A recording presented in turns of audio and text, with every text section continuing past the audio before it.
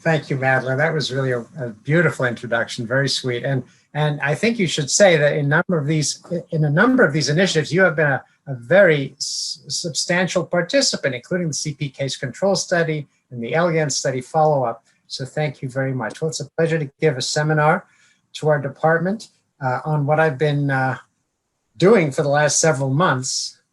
And the first question I have to ask is, how does a perinatal epidemiologist get involved with convalescent plasma? So I have to provide a little background history as to how this all came about. And it starts in an odd place. It starts with something that we don't really have a title for, but I might just call it the Anti-Precision Medicine Project. So for some years, I have been concerned about the direction biomedical research, including epidemiology, has been taking, and especially its inordinate focus in some quarters on the human genome. And one day I read an op-ed in the New York Times, "Moonshot Medicine Will Let Us Down." And the author was Michael Joyner, an anesthesiologist at the Mayo Clinic. And Michael ended his piece with this: like most moonshot medical research initiatives, precision medicine is likely to fall short of expectations. We would be better off directing resources to better understanding what it takes to solve messy problems about how humans behave as individuals and in groups. Ultimately, we have more control over how much we exercise, eat, drink, and smoke than over our genomes. Now, I was so surprised to see someone who came from a totally different corner of the world, anesthesia, and he's actually a laboratory physiologist, a student of exercise physiology, having similar concerns to mine. So I wrote him a fan letter, and we began to think about collaborating and identifying like-minded thinkers. A year later, a group of us met in Boston. In addition to the two of us, Michael and me, we were joined by Arturo Casadeval, who is chair of microbiology at Johns Hopkins, Greg Fink, our own faculty member in pharmacology, Sui Huang of the Institute for Systems Biology in Seattle, and we were hosted by two colleagues from Tufts, Carlos Sonnenschein and Ana Soto. Now, all of these academics are basically laboratory science people, and I found that they shared with me a concern that I thought was a little bit more of a public health concern. So we continue to interact in an email discussion forum. Ultimately, we have about 30 people from a wide variety of disciplines: medicine, laboratory science, social science, and we have two deans of public health involved with this group, Sandro Galea of BU and Sten Vermund of Yale. And we've written viewpoints and reviews, and ultimately we were invited to edit a special issue of Perspectives in Biology and Medicine. And in autumn 2018, we published this issue, 10 articles by different members of our groups addressing different aspects of precision medicine and its problems, edited by Mike and myself. I want to specify that the cover is courtesy of Mark Watrich, our own Mark. This lovely precision medicine bubble being about to be bursted on this notion of a target which is very precise, maybe not so accurate.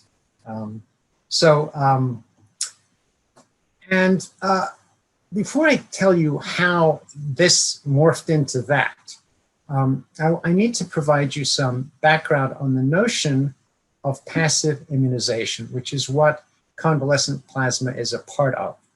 I will explain in a moment how the Anti-Precision Medicine Group managed to get involved in convalescent plasma. But first, I need to tell you a little bit about the history of our attempts to create passive immunity in people. By passive immunization, we mean the transfer of preformed antibodies to a recipient to prevent or cure disease. It must be distinguished from active immunization, where we use vaccines to stimulate the immune system to produce its own antibodies and to have immunologic memory. Passive immunization provides only temporary protection, usually about a month or two. Now, there are three forms of passive immunization: hyperimmune globulin, convalescent plasma, and monoclonal antibodies. And I'm starting with the oldest first. And believe it or not, hyperimmune globulin is a technique that has actually been around for 130 years. So it began when two really amazing scientists in Germany, von Behring and Kitasato, discovered in the 1890s that if serum from rabbits who recovered from diphtheria and tetanus had something in their serum that could, if you inject it into a susceptible animal, could prevent or cure that same disease. And they finally were able to show that the active agent was an antitoxin, effective against the toxins created by these bacteria. And interestingly enough, Behring and colleagues mass-produced this antitoxin and provided it to treat people with the disease quite effectively, very effectively. It was one of the first really dramatic interventions of modern medicine in the 1890s. And Emil von Behring received the first Nobel Prize ever given in physiology and medicine in 1901. He established something called Behring-Werke, a company in Germany or possibly Austria in 1904.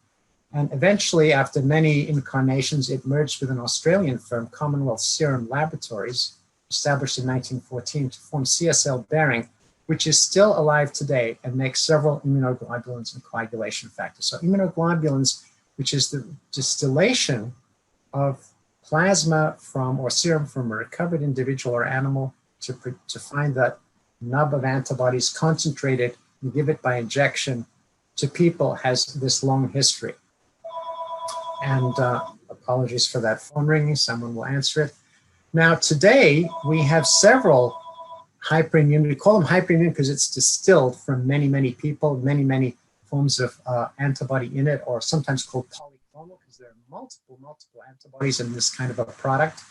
Here are the licensed products that we have now.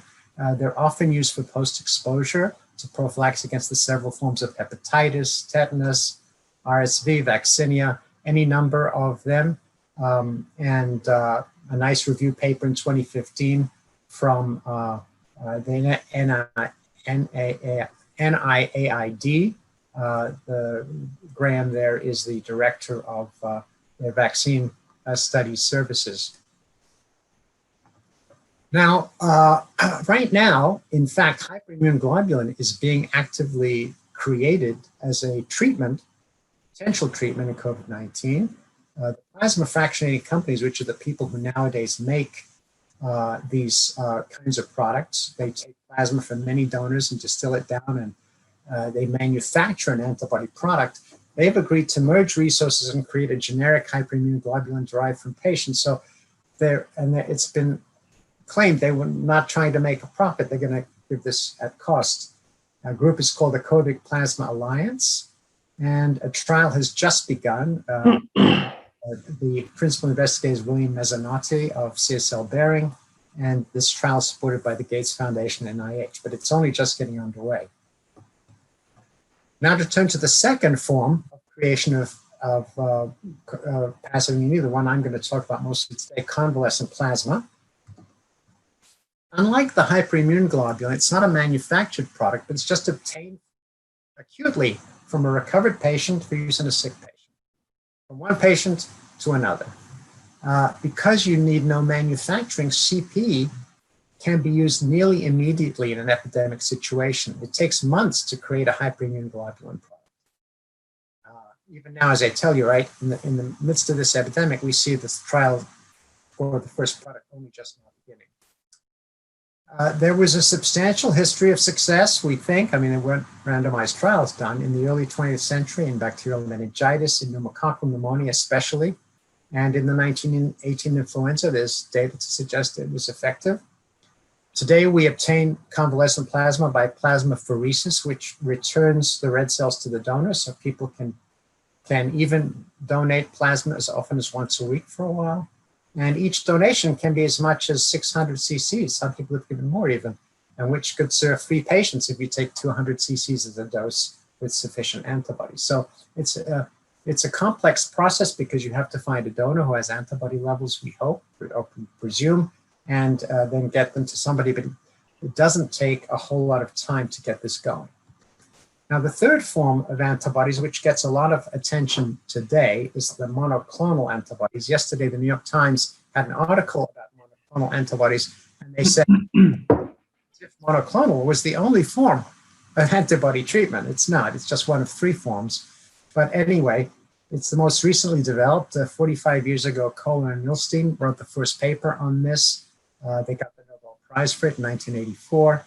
It's a laboratory technique that involves fusing an immortal cell line originally from a multiple myeloma patient with an antibody producing white cell, so you have immortal production of a single clone of antibodies to one antigen.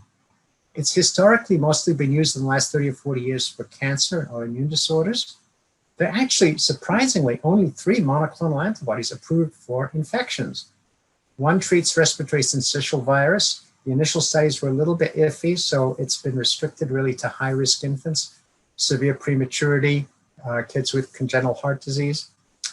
Also for post-exposure prevention of anthrax, and now quite effectively for the treatment of Clostridium difficile infections, which, as you know, are very nasty GI infections. So compared to its usage for cancer and autoimmune disorders, the infectious use of monoclonals is quite small. Now, in COVID-19, as you probably heard, both Eli Lilly and Regeneron are both actively developing monoclonal antibody, and they're conducting human trials right now. Unfortunately, all we know of this, as of this date, is from news releases by the company. There's no published data. They just make statements in their news releases. Science by news release, not my favorite form of science. The audience is not so much scientists as the stock market, but anyway, that's what we have. And the Regeneron product is 2 antibodies. One is derived from a human mouse chimera, the other from recovered patients. They're both virus neutralizing and active against the spike protein of the COVID-19 virus. I haven't been able to find the details on the Lilly antibody composition. Outside of clinical trials, to my knowledge, each product has been used in just 1 patient. The Regeneron product was used in President Trump's illness, and the Lilly product in Governor Christie's. These are, nothing has been published on these products. They are, by the way, the monoclonals, there are 2 issues. One is, did you pick the right antibody? They're monoclonals, they're single clone. When you get convalescent plasma, you get multiple antibodies to many components of the viral particle. Same is true for hyperimmune globulin. Secondly, you get it in gram amounts as opposed to milligram amounts. Your dosage is massive. I find myself wondering if someone who got a massive dose of antibody early in the illness plus steroids, whether that person would produce antibodies of their own. Might be worth testing that person for antibodies to make sure they're immune after their illness. So now to return to our anti-PM group. So for many years, we had discussions about what we were against, but we often said to ourselves, what is it we are for? And then COVID hit. And suddenly, we found our cause. So a key paper that energized our group was by Arturo Casadevall, who, as I've mentioned before, was a member, an early member of our convalescent, our anti-precision medicine group. And he, collaborating with his former colleague, who used to be at Einstein, he's now at Hopkins, Lisa Perovsky, wrote a nice paper, very nice paper, in the Journal of Clinical Investigation called The Convalescent Sera Option for Obtaining COVID-19. I won't get too much into the details of serum versus plasma, but in the early days, serum was used a lot. And now we use plasma, which contains the coagulation factors, which are often used when plasma is administered for other purposes. So Arturo and Lisa argued that since we have no other treatments for COVID-19, it might be wise to consider convalescent plasma, a form of passive immunity that's been used successfully in the past. So why not use that now? And Arturo also wrote a very nice op-ed in the Wall Street Journal describing a little story from the 1930s where a school physician confronting what appeared to be an outbreak of measles, one child in a boarding school had measles, and he took blood from that sick child and injected it into the other students in the class, and not a single secondary case of measles took place. Measles, as you know, is a hugely communicable disease. So he used that for the lay point to kind of argue, to show to the public the value of this kind of an approach during an epidemic. And the point is, as I said before, during an epidemic, you don't have time to manufacture a complicated product. So all of a sudden, our group started to initiate what we came to call the National COVID-19 Convalescent Plasma Project. which we abbreviate as CCP19. And it really just kind of mushroomed in weeks. Suddenly, by just simply word of mouth, we suddenly had a national group of hundreds of physician scientists interested in this. We had some large-scale phone meetings. There was an evident need for communication, explanation, and since I was the guy who said we need communications, everybody looked at me and says, "Okay, you go make up a website." So I don't know anything about making up websites, but ultimately, by working with Amazon Web Services, who donated their time, and MSUIT, they put up a website, ccp19.org, in less than 48 hours. And maybe some of you have gone to the website. We have all sorts of information. We attempt to be just an information resource for people interested in convalescent plasma. We list all the trials that are going on. We try to get protocols. And we sometimes make statements, as we did in late August, our response to the emergency use authorization of convalescent plasma, which I'll talk about in a moment. We have a chat box. You can ask a question. We're currently revising the website because we've discovered that more than half of our questions are, what does my antibody test mean?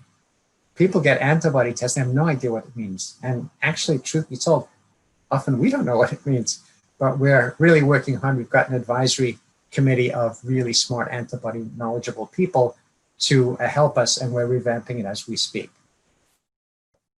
Eventually, a leadership group emerged. The three of us in the anti-PM group, Michael, Arturo, and myself, began it.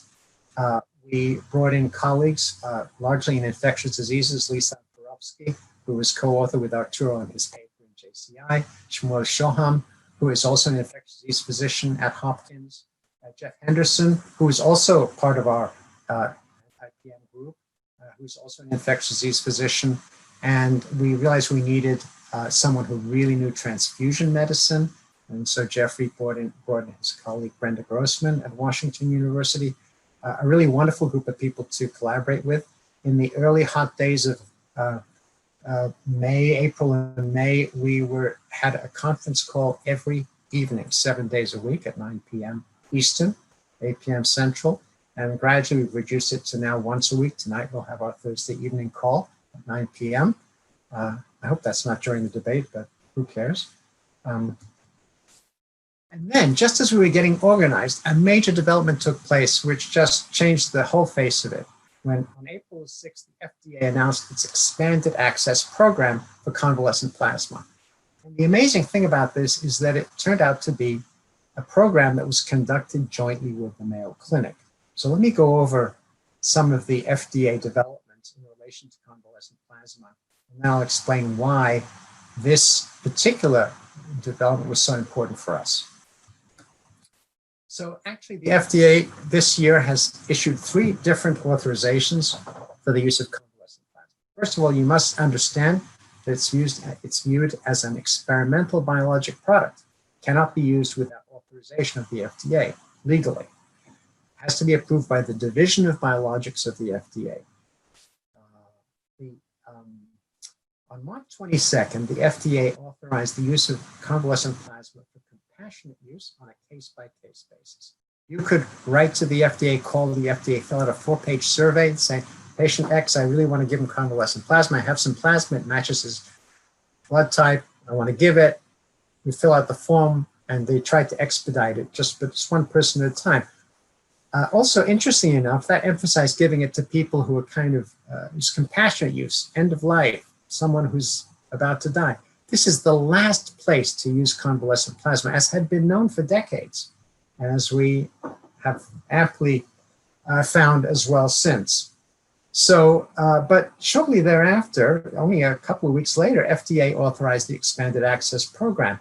They negotiated with the Mayo Clinic to be a site that would serve as a research study that would, that if you wanted to give convalescent plasma outside of the emergency compassionate use, 1 by 1, you had to enroll your patient in this Mayo Clinic study. And the major purpose was to establish safety and maybe measures of effectiveness, although since it had no controls, it would not be so easy to show effectiveness. And Mayo Clinic agreed to coordinate the study. I'm not privy to the negotiations between the FDA and Mayo, but I do know one thing, that the same day of the negotiations and the discussions, the same day, the Mayo IRB approved this research registry. So I think being able to have an IRB that can jump right up and get the job done quickly was very powerful. And then the program came to an end last August 23rd, when the FDA announced its emergency use authorization, which means you didn't need the expanded access and the study didn't need to enroll patients. Now anyone could use convalescent plasma on any inpatient. The emergency use authorization is restricted to inpatients. So essentially what happened was because we worked very collaboratively with Mayo and Hopkins and all these groups together and a whole group of scientists, we suddenly were part of this single-arm observational study, no controls. It's only it's effectively a research registry that's conducted. The data was being held by the Mayo Clinic IRB and eventually, shortly thereafter, BARDA. I can't remember what those initials stand for, but this is a well-known government agency that supports research in vaccines and like. Got a contract to Mayo with Mike Joyner as the PI. And it lasted, that period of time really was 139 days from April 6th to August 23rd, just under 20 weeks. You can go find its website, uscovidplasma.org. It's not active as it was until August 23rd. And they obtained detailed information, including clinical status, mortality, complications. And this is what shocked us. On nearly 85,000 patients treated with convalescent plasma from all 50 states. It was 49 states for a very, very long time. Nobody in Vermont, where I was staying the whole summer, had been treated. And finally, I saw 50 states and I called up and I said, Vermont started to treat patients? They said, yes, we have one treated patient from the state of Vermont. Okay, Vermont does not have very much COVID, thank God. When this began, we thought we might have a few hundred, a few thousand. Nobody anticipated we'd get 85,000. And the Mayo IRB did some other things too. It also authorized obtaining data on all patients, both treated and untreated with CP, from hospitals participating, so we could design a study, which we designed at MSU, to compare outcomes in CP-treated and untreated patients. So working with, and then a second effort, a very important effort, working with 56 blood banks, we obtained remnant serum samples from transfused plasma and measured antibody levels to assess those antibody levels in relation to outcome. So it turns out there are several clusters of research efforts that are undertaken. I'm going to go over them with you. 3 of them were initiated here by MSU faculty and people working here. 3 were initiated by the Mayo Clinic, and the Hopkins and Einstein collaborators are doing randomized trials, as I'll show in a moment. So I'll first go over our own work that we initiated from MSU. But first, let me tell you who here is working with us. Faculty members, Chenji Lee in biostatistics and Matt Reeves have worked with us.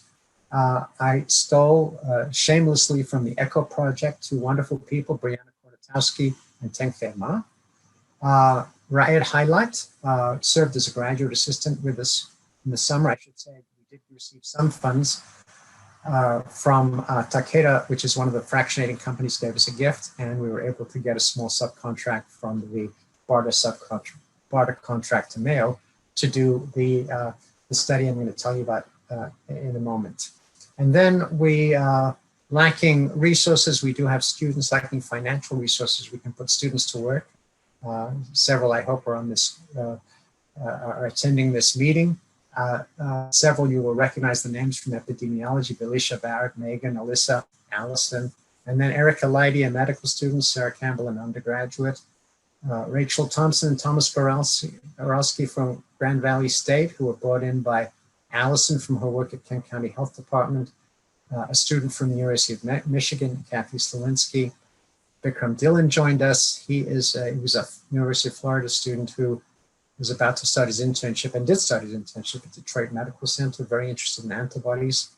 And this group of students were also very, very helpful this summer in contributing to the maintenance of our website. So let me talk about the first project, the Patient Trajectories Project. This was devised to obtain information on treated patients quickly by requesting very simple daily reports by email or text from treating physicians as to whether the patient was better, the same, or worse than the previous day, just compared to the previous day, and whether they were on a ventilator, an ICU, died, or was discharged that day.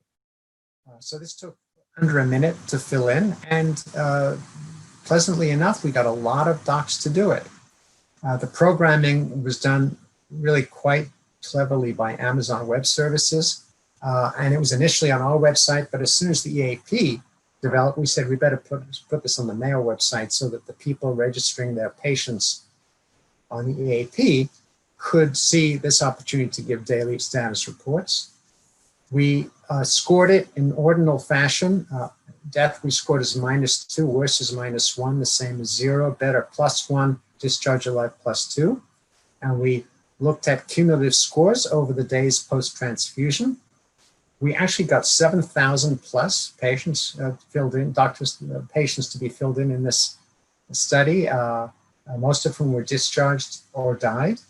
And I should say, to give credit, this was patterned on work I had seen and heard presented by Patrick Lawther, a British epidemiologist who examined self-reported daily scores. How do you feel compared to yesterday? Better, worse, or the same, in a panel of patients with chronic obstructive lung disease. And he was able to show those scores correlated with specific air pollutants. I thought that was a marvelous use of simplicity to show an effect. If you look at the trajectories, the paper is almost complete. Teng Fei, our own Teng Fei, is first author, along with Chad Wiggins, who's a postdoc at Mayo. You can see that overall, in the top left corner, most patients steadily improve, at least for the first week or so after receiving convalescent plasma. But depending on your baseline status, your improvement is very different. Now, let me caution by saying we can't say this is any different from controls who received nothing. But nonetheless, you see that moderate disease improves better than severe disease, and critical or end-stage disease does not improve with convalescent plasma, nor if you look at the panel F, people on ventilators do not improve with convalescent plasma. Older people, if you look at panel B, don't do so well. And these patterns we find replicated in other kinds of research about convalescent plasma. And this suggests to us which categories of patients are likely to benefit most from convalescent plasma. That paper is about ready to be submitted.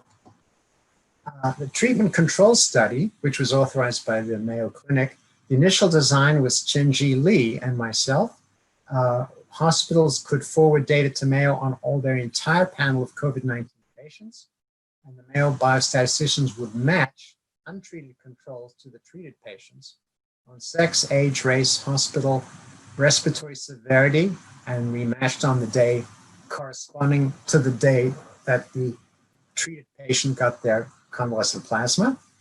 And in a second phase, after matching, we obtained more data on background risk factors on treated and controls. As I say, this protocol was approved by the Mayo IRB, and it's interesting, many of our hospitals have really accepted, as they did for the EAP, the governance of the Mayo IRB over their work. Some have submitted to their own IRBs, but a lot have said, Mayo has approved it, we're good to go. We've received help from the MITRE Corporation developing protocols to work through EMR data that has to be used for this. Brianna Kornatowski is responsible for all communications with hospitals and keeps this project going. It's interesting that the design is now being replicated by several major hospital systems, including the VA system, including HCA, Hospital Corporation of America, which is perhaps the largest group of patients. And we talk to them, we consult and advise with them. We're still enrolling hospitals. We do see signs of efficacy compared to untreated controls in early treated patients, and that theme will come up again and again. But we're not ready to publish, and that work is still ongoing. Thanks to the help of Matt and our students in the summer began to think about doing a meta-analysis of just what is mortality like in hospitalized patients in COVID-19 for the purpose of saying, if we could develop a kind of an adjusted model, if you have so much age, pre-existing disease and so forth, could you make some statements about expected mortality that would allow us to compare convalescent plasma patients? Are they doing better or the same or worse than expected? And Matt and Raed are really honchoing that one, and I look forward to seeing that draft manuscript pretty soon too. So those are the three studies that were initiated at MSU. Now let me turn to the studies that come out of Mayo, and we're all collaborating together but have been initiated. The first is the safety study. Now, people have been worried about safety with plasma, but it's important to recognize that plasma from a convalescent plasma patient isn't really very different from the convalescent plasma that is used every day in the US. Annually, there are 4 to 5 million units of either fresh frozen plasma or 24-hour plasma. Fresh frozen means they're frozen in the first 6 hours. If you freeze plasma in the first 6 hours, put it in the freezer, it's good to go for at least a year. And it's given for multiple indications in medicine, replacement of clotting factors. It's kind of a good for what ails you product, a little bit like red blood cells. It's also used for fluid resuscitation, volume loss, shock, and so forth. And the convalescent plasma, the only difference is it's the same plasma, but it's just taken from people who had COVID-19 and have been asymptomatic for at least 14 days. We don't think there's residual virus in plasma. There's no evidence of that. That would be a fear, but people have not been able to find that. We published 2 papers on safety, the first on 5,000. I'll give you the data from the paper on the first 20,000 in the EAP, published in Mayo Clinic Proceedings. The 2 feared complications are transfusion-related acute lung injury, 0.1%, 1 in 1,000. TACO, transfusion-associated cardiac overload, again, very rare. Other allergic reactions, also very rare. Possible adverse events, again, very infrequent. So we concluded, and we expected this to be the case, this is a pretty safe product. The second thing that was embarked on, I'm going to spend some time on this, is a meta-analysis of the overall evidence space for convalescent plasma. And that's on the medRxiv server. It's not yet been published, it's in submission. And of course, on the medRxiv server, we updated. I'm going to give you my slides that I derived from it, not necessarily exactly the ones that are in the paper. So what kind of evidence do we have? We have basically 2 kinds of studies. One is treatment control studies, usually single hospital. You take the people you treated with convalescent plasma and you compare them to the people you didn't treat. And many of these involve sophisticated multivariate, sophisticated matching schemes and multivariate results. Some are just plain old and simple, but we'll give you what we have. So in countries other than the US, we know of 6 studies. There have been 1 or 2 that have come out much more recently. And the pattern is very clear that in these studies, every one of them, the mortality is lower in the people who got convalescent plasma. Of course, biases, I'm completely aware of that. No question that these are all sorts of potential biases and components could enter here. It's interesting, though, that they operate at different levels of mortality from a study patient population, which nearly everybody died, Zheng in China, item 4, to a population where few of them died, also from China. So there's a lot of variation in the risk profile of people being treated with convalescent plasma. Overall, the estimate is there's about a 60% reduction in mortality with the use of convalescent plasma in these observational studies.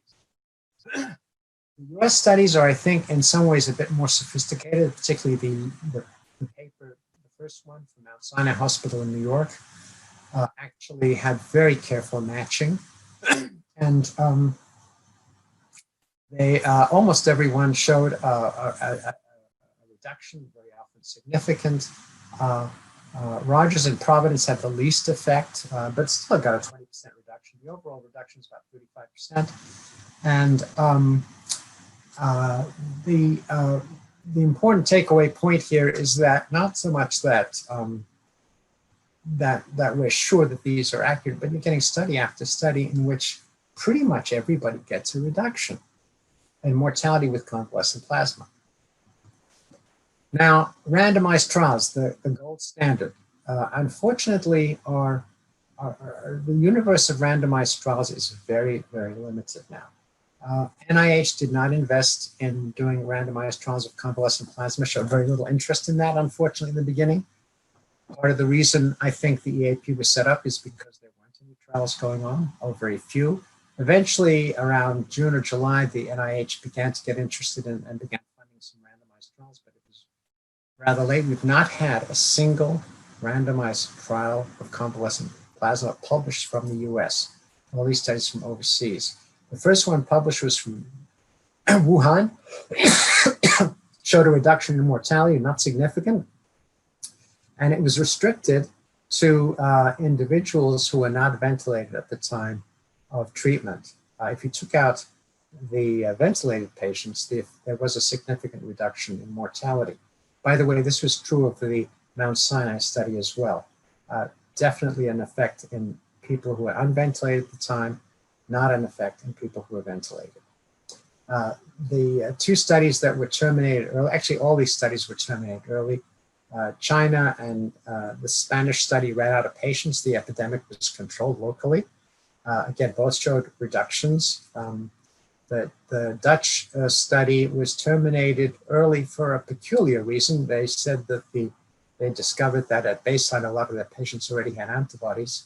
A lot of us think that's not a really good reason because we're not quite sure what the effect of antibodies are. They stopped it even though they had a reduction, a halving of mortality that was almost exactly what was predicted from their initial estimates. But anyway, it is what it is. Rashid in Iraq also found an effect in a quasi-randomized trial. It wasn't perfectly randomized the way we'd like to. The one outlier, it's just been published in the British Medical Journal, but it's been available on the Medric server for quite some time, is Agarwal in India, and they found no effect. And it was the largest trial.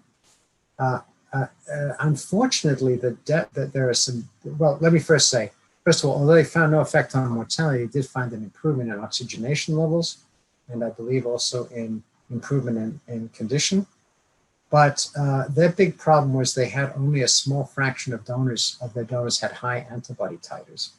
They took their pool of donors from people who were not very ill, and it turns out that people who are not very ill with COVID don't produce as robust an antibody response as people who are very ill. And there may have been a problem that they didn't have an enriched enough antibody profile. The other studies you see, all four, did either some pre-testing to establish that the plasma was rich in antibodies, or after the fact they proved that. But the one exception to that was Agarwal in India. So the third study, after we reviewed, is the effect of the antibody levels in plasma. And I think this is the single most important study to emerge from this whole effort. And what it required doing was going back to the blood bank to retrieve remnant serum samples from transfused units, which are linked by a code, and to have them sent to Mayo for antibody testing. The reason remnant samples are kept is in case someone has an infection after a transfusion, you could go back and see, oh, was there some infectious agent we didn't clear out of the transfused plasma, unrecognized. And there was also the FDA did some separate testing of its own, and they sent, they also got retrieved remnant serum samples and sent them to the Broad Institute in Massachusetts to test. At least 56 blood banks participated. The Mayo laboratories received more than 3,000 samples. FDA Broad got 4,300. Both groups used different antibody tests to determine the level of antibody in the plasma. Since we assume that the antibody is the active principle in the plasma, then we assume that the higher the antibody titer, the better the therapeutic response. And also, since antibody levels were unknown at the time of transfusion, The findings might be a little bit more difficult to confound than many things, because it was almost, I wouldn't say it was random allocation, but had some elements of a random process, a little bit like a natural experiment. So what did we find? Well, using the ortho IgG SARS-CoV-2 spike subunit 1 protein, in other words, a fairly standard IgG antibody test, we found lower mortality in recipients of high titer plasma, defined as the top 20th percentile in antibody titer, compared to the people who got low titer. And there was a dose response. The middle group had medium levels. We did a lot of multivariate testing, and the extent of difference was significant in some models and not in others, which is complicated. But there was a very powerful interaction noted in the data. If you looked at patients who got their plasma when they were on ventilators, they had essentially zero effect of mortality. You can see they're adjusted or unadjusted. But if you looked at the unventilated patients, people who got their plasma before they became very ill, the adjusted mortality was about 40% lower between high and low. And the adjustment factors in this particular analysis was early or late treatment in the course of the epidemic, age, race, obesity, pulmonary ventilation ratio, oxygen ratio in the inspired oxygen, lots of lung infiltrates, and the use of hydroxychloroquine, which was changing over time in the EAP database. In the early days in April, just a little aside, 60% of all patients in the EAP database in April had been treated with hydroxychloroquine. In August, it was 3%. Commentary on medical decision-making about drugs. The FDA replicated this in using a different antibody test, and that's published on their website, a viral neutralization assay. They dichotomized as high and low. They didn't do the extremes. And as you can see, they replicated a lot of what we found. If you look at the relative reduction in everybody, it's 9%, not significant at 7 days. But if you look at non-intubated patients, non-ventilated patients, the reduction was 21%, and that's significant. And if you remove the elderly patients and people not treated early, you had a 44% reduction, and these are similar at 28 days, but a little lower. So the FDA, seeing both forms of data, which they analyzed very, very carefully, and you know that because we were working with them, sending data back and forth, were convinced that this is a good signal of effectiveness. And by the way, a small Israeli study also found that in their transfused patients, high antibody titer was associated with lower mortality. So these antibody findings combined with the safety data convinced the FDA to issue the emergency use authorization on August 23rd, and then the fun started because the politics came into it. First of all, in August, the White House began to show an interest in convalescent plasma. We know that the FDA Division of Biologics was very carefully analyzing EAP data, focusing especially on the antibody level information from both their own analyses and the Mayo Clinic analysis, which were very similar. And to issue an emergency use authorization, you have to have evidence of safety and evidence that the product might be effective. This is an emergency use authorization. It extends only to hospitalized patients during the current state of emergency. It's a much lower standard than labeling. And this emergency use authorization did another thing. It required that all convalescent plasma issued be labeled as having high or low antibody. They set a threshold, and if you're above that, the blood bank would say high, below that low. They given a couple of months to work this into their systems. Then the New York Times reported that the NIH, represented by Drs. Fauci and Collins, were opposed to the issuance of the EUA, said we don't have a big randomized trial, it's wrong to do. And they also further reported that President Trump called Collins sometime in that week and said that convalescent plasma must be approved by Friday, August 21st. The Republican convention began the following Monday, the 24th. The actual EUA was issued on the 23rd. By the way, Collins would have been the wrong person to call because he doesn't make that call. He's not the Division of Biologics of the FDA, be that as it may. A lot of people assumption was made that this was because of White House pressure. And this is a very critical question because the Division of Biologics, who authorized plasma, is the agency who will approve a COVID vaccine. Now, we had been working with the FDA Division of Biologics and its director, Peter Marks, for some months, and we unanimously were convinced that the decision to issue the emergency use authorization was based on sound science. And Arturo Casadevall and I authored two media pieces, the first in the Bloomberg News just after the FDA issued the way defending the decision as based on good science.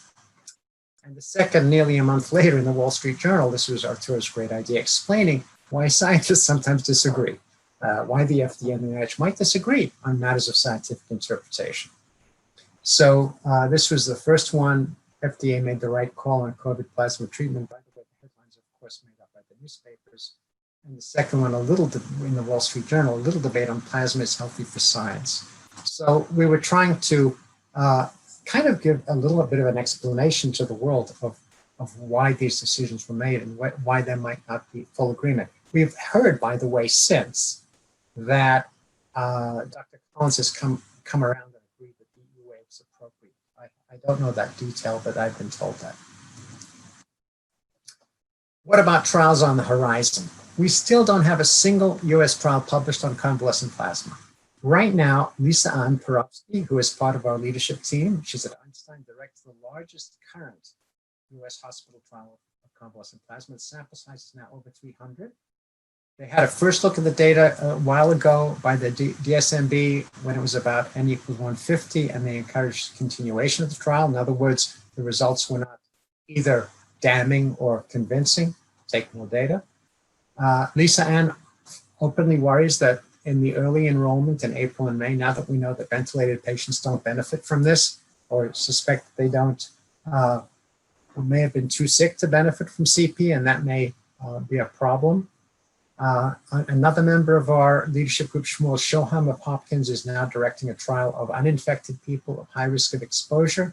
In other words, for example, healthcare workers, and he also participates in another trial of outpatient treatment of mild to moderate illness. And we list all US trials of which we know on our website.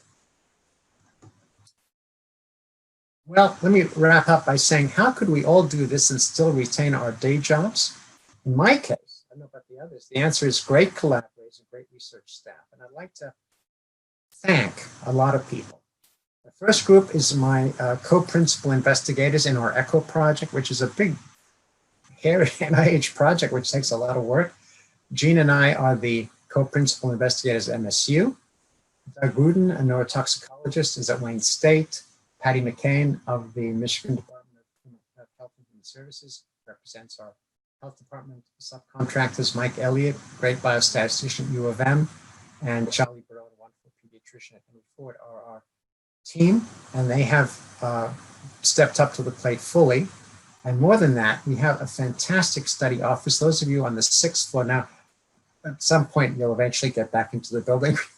Wander down to the 2nd floor, where you'll see our offices, and you'll see this great, great team of wonderful people. Alexa is our day-to-day project manager. She takes care of every single detail and talks to NIH and the various study centers. Tracy Thompson takes care of communications with our patients and all our involvement with data requests and keeping our scientists involved and setting up meetings with them.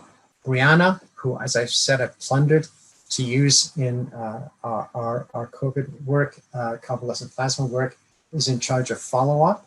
And Teng Fei is our data manager. Someone who's also given us some time for the convalescent plasma project. And then we have Kirsten and Kylie, Shelley and Bree and Janelle, who do a lot of interviewing and data managing and obtaining samples and writing to participants to please send the baby's shed teeth in, and so on and so forth. A remarkable amount of work done by some wonderful people, and that has allowed me to take a little bit of a break from that.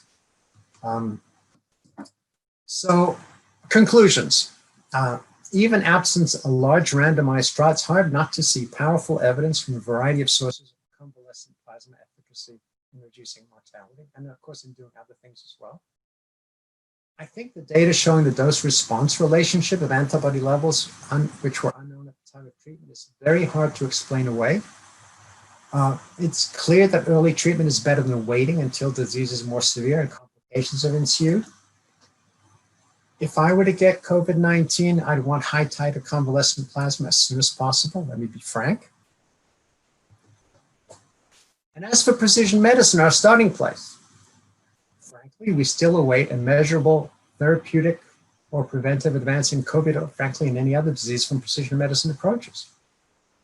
And let me add, as we watch the progress of the epidemic, its progress is clearly dependent on failure to wear masks and to socially distance, and reluctance to give up, even temporarily, parties and other mass gatherings.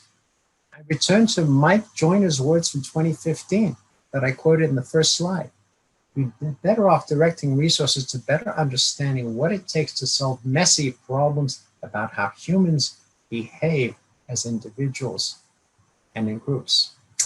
Thank you very much. Happy to take questions.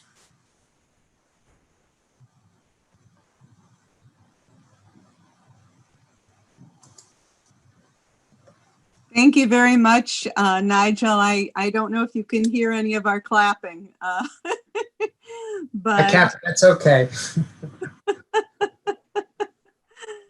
I'm wondering if I could start off with a question, which is about after this wonderful tour of how you have approached this exploration of the efficacy of convalescent plasma.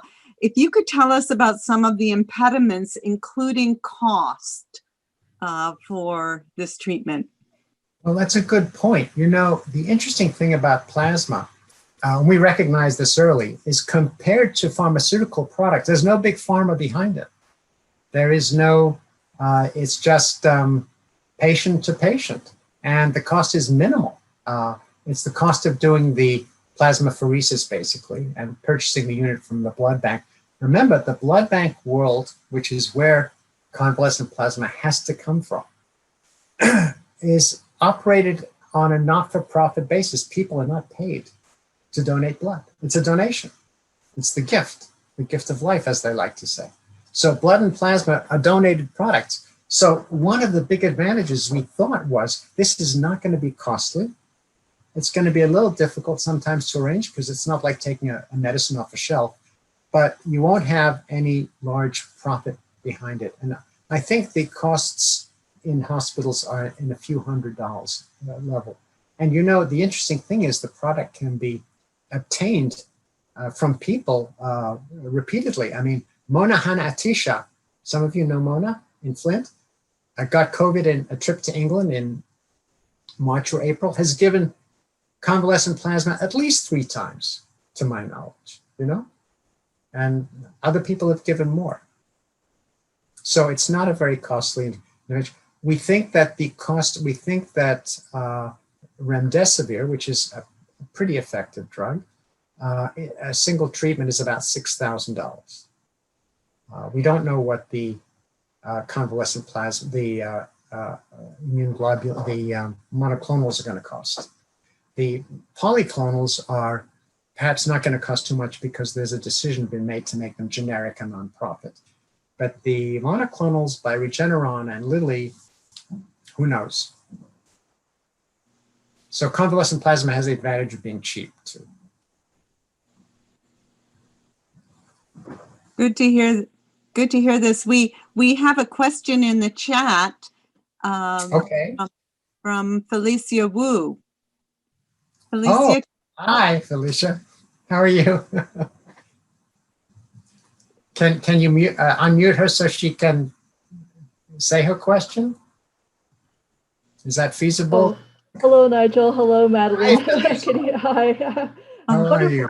Oh, doing well, thank you. Wonderful talk, Nigel. Thank you. My question had to do actually with your last one of your last statements, which I think you've convinced many of us now, which is that if we got COVID-19, we would want to get high titer convalescent plasma as soon as possible, then would you recommend that FDA approves it not just for inpatient settings, but also for outpatient settings? What is the barrier to doing that, and is supply a problem? You know, that's an interesting question. I think the tension has been all along between treatment and doing randomized trials. And we've got a lot of criticism for the AP. They're saying this interferes with doing trials. And as you've seen, the leadership group is doing trials as well at Hopkins and at Einstein. So it can go in parallel. The argument has been made that outpatients are not that desperately ill, and we have the luxury perhaps of completing the trials that are being done now. The Hopkins outpatient trial in mildly ill people, and I think there are some other outpatient trials going on nationally. So I think given that all the data we have is really from inpatients, I guess I think it's all right to wait a little bit and see if we get some trial findings first, because it may work differently in outpatients, you know. So okay, thank you.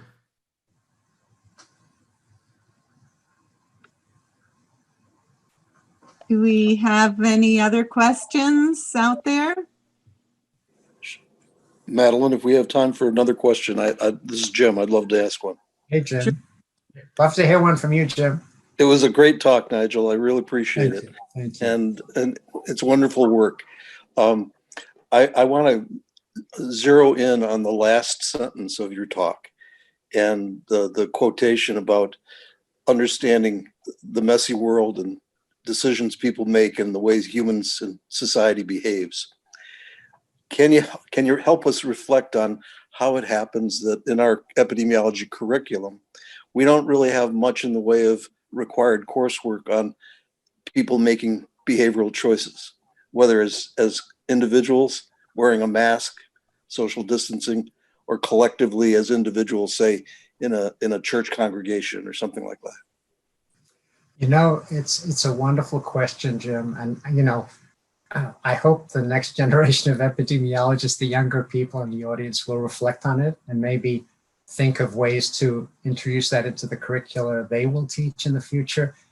Behavior change is at the heart of everything. I mean, we've been saying this mantra for decades in heart disease, especially, you know, eating well, checking your blood pressure, screening for cancer, all sorts of health behaviors, not smoking.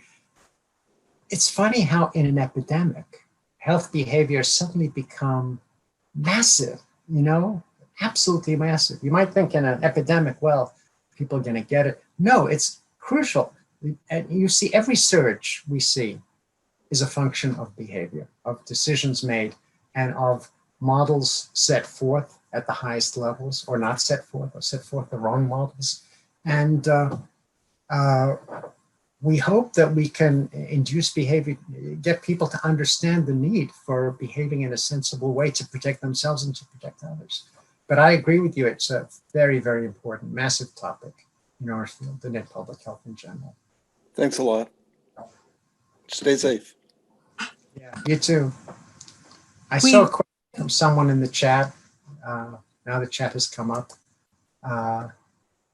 Why is NIH, Todd, reluctant to fund RCTs?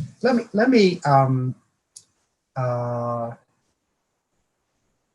yeah, and I'll answer Matt too, my colleague and critic. Let's first start with Todd's question. Why? Actually, the NIH is not reluctant to fund RCTs. It's just that they, I think, again, if you start to think about it, maybe we were drawn to, the anti-precision medicine group is drawn to convalescent plasma because it was simple, not high tech, historically proven, and maybe there's a part of science that doesn't like that. They want high tech, fancy. Why do you think the president got convalescent antibody, got monoclonals, the least studied form? I mean, is that the responsible thing to do? Wouldn't you be most studied form, like convalescent plasma, instead of the least studied form? You know, but it's high tech, it's jazzy, it's made in the laboratory. And I think that prejudice influences a lot, unfortunately. And so convalescent plasma didn't seem to, we heard discussions in the early going, NIH, FDA, oh, we'll have a hyperimmune globulin product soon. We will have monoclonals any day now. But they were expecting it in July. It's now October.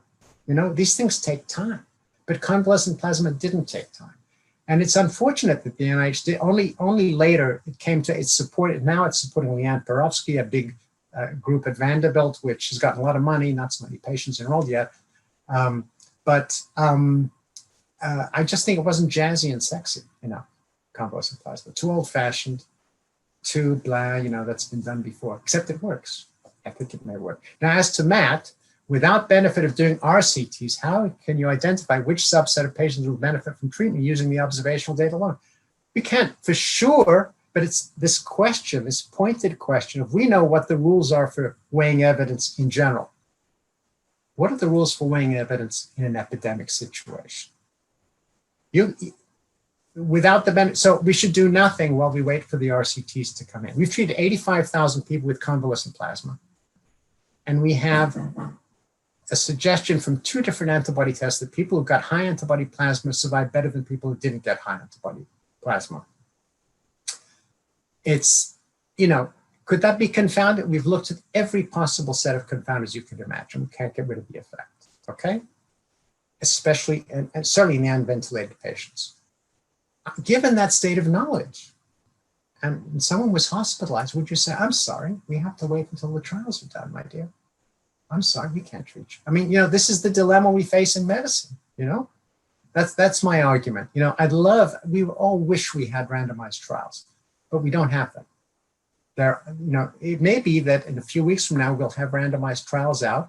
Now you either tell us, path led you down the garden path, there's nothing to it, or they will say, it looks pretty good, but there's a whole lot of data out there that is very supportive of effectiveness, and it's really pretty hard to put behind you.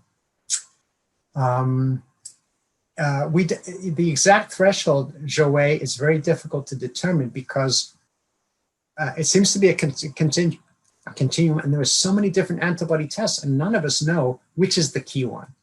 Is it neutralizing antibody? Is it generalized IgG? Is it antibody to the spike protein? Is it antibody to something else? So we have to just base our best guess on what we have. The FDA set a specific threshold level using auto-IgG, even though that wasn't the test that they published on, above a level and below a level. I could not try to defend that, but they had to make a pragmatic decision, draw a line. I can't remember the exact number, but the FDA website has it. And now, you know, you're supposed to get, if you're going to get transfusion, you're supposed to get a high, you'll probably get one with high, a high amount of antibody, or if it's low antibody, you might get 2 or 3 units, or it might be sent to the plasma fractionators to make hyperimmune globulins. Let me see, what's the next one? No, there was one before Bradley. I think I saw one that I missed. Oh, Gwen. Hi, Gwen. We did not look at obese versus non-obese patients treated with convalescent plasma. My observation of the data I've seen so far is obesity is not such a huge risk factor. It's a moderate risk factor. Age is much more important. Pre-existing underlying cardiac disease is much more important. Underlying serious pulmonary disease. It's a bit of a modest factor, and we'll be looking at that because we have this great database. But I don't know the answer yet. Is anybody who has COVID recruited for getting plasma only people with COVID positive tests and symptoms? This is from Bradley Allen Riva. And if asymptomatic people donating, okay. We get the impression, it's not been studied systematically, that the asymptomatic or mildly symptomatic have lower antibody titers. And but we haven't said, no, don't donate, because you could still use that. First of all, you can use that plasma for the ordinary plasma that's used in hospitals. Secondly, it could be sent to plasma fractionators to extract such antibodies as there and mixed in with that of many other people you could contribute to the product. And thirdly, it might be able to be given, you know, with multiple doses.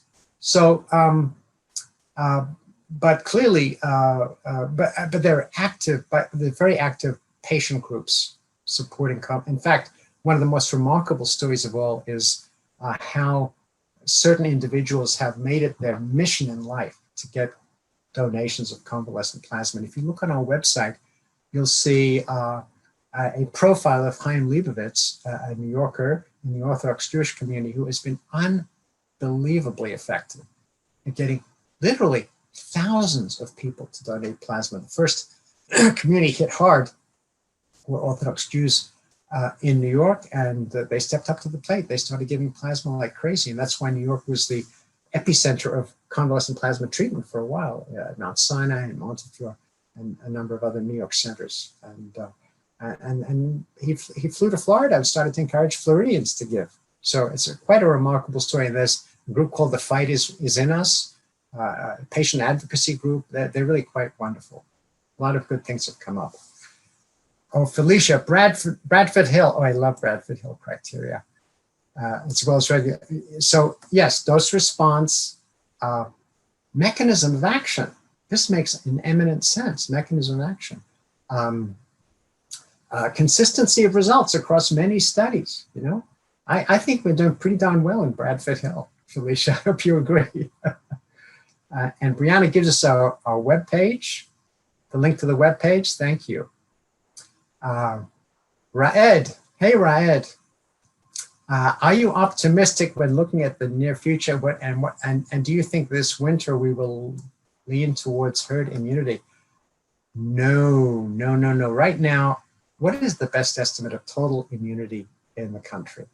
How many people do you think have naturally occurring antibodies? Maybe it's 10%. On a good day, 10%. Anybody has an estimate? 20, 25, maybe. Oh, maybe in epicenters like New York City, the whole country. Do you know how many people would have had to be infected? And again, remembering that mild infections may not give you such great antibody responses. I don't think we're anywhere near herd immunity. You've got to wait for a vaccine to get herd immunity. And I think we're going to have a lot more cases unless people change their behavior substantially. And those cases, even if it's young people getting them initially, and so now in the first wave of September, October, we're not seeing many hospitalizations and deaths. Eventually it moves around. It gets to the older susceptibles and the people. It's just people can't avoid communicating with people. And unfortunately, I predict that we'll have more deaths as the CDC does. We're already up to 220,000. It's going to go higher, a lot higher before we're done. Sorry to tell you that. Right? Yeah, I think Matt, 6 to 8%. I'd accept that, Matt, as how many are immune now. 90% of us are quite susceptible. Barrett, from the patients who received treatment, can you speak to any difference in patients who requested, accepted, and those who did not get? Did this change after the White House announcement? There's a lot of interest in trying to study determinants of who got and who didn't get. Our data, unfortunately, is all people who got, so we don't really have much discrimination there. The place to look would be the observational studies.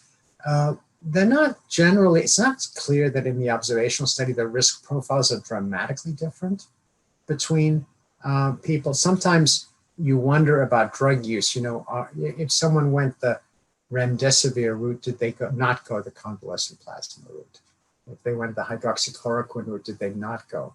So it's a very tricky business. It's always hard to pick up a signal from observational data of treatment. But again, we're going to look at that. As to did the White House encourage the use of CP? I don't know what the net effect of White House announcements are today. Do they encourage or do they discourage? Search me. I don't really know. Honestly, don't know. Okay, I think I've answered all the questions. Brianna has helpfully put in The Fight Is In Us, which is a very nice group of people, nice website. You can see their work.